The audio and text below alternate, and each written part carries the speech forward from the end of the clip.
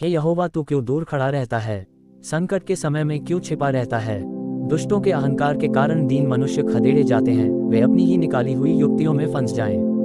क्योंकि दुष्ट अपनी अभिलाषा पर घमंड करता है और लोभी परमेश्वर को त्याग देता है और उसका तिरस्कार करता है। दुष्ट अपने अभिमान के कारण कहता है कि वह लेखा नहीं लेने का, उसका पूरा विचार यही है कि कोई परमेश्वर है ही नहीं। वह अपने मार्ग पर दृढ़ता से बना रहता है। तेरे न्याय के विचार ऐसे ऊंचे पर होते हैं कि उसकी दृष्टि वहां तक नहीं पहुंचती। जितने उसके विरोधी हैं उन पर वह फुकारता है। वह अपने मन में कहता है कि मैं कभी टलने का नहीं, मैं पीढ़ी से पीढ़ी तक दुख से बचा रहूंगा। उसका मुंह शाप और छल और अंधेर से भरा है, उत्पात और अनर्थ की बातें उसके मुंह में हैं।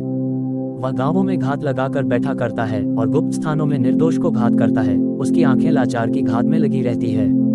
जैसा सिंह अपनी झाड़ी में, वैसा ही वह भी छिपकर घात में बैठा करता है। वह दीन को पकड़ने के लिए घात लगाए रहता है। वह दीन को अपने जाल में फंसाकर घसीट लाता है, तब उसे पकड़ लेता है।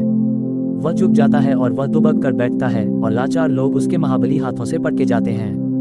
वह अपने मन में सोचता है कि ईश्वर भूल गया। वह अपना मुंह छिपाता है, वह कभी नहीं देखेगा।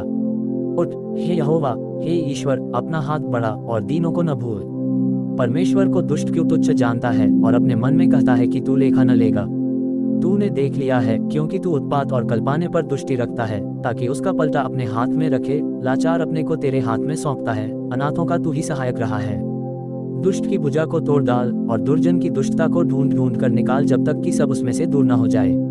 यहोवा अनंत काल के लिए महाराज है, उसके देश में से अन्यजाति लोग नाश हो गए हैं।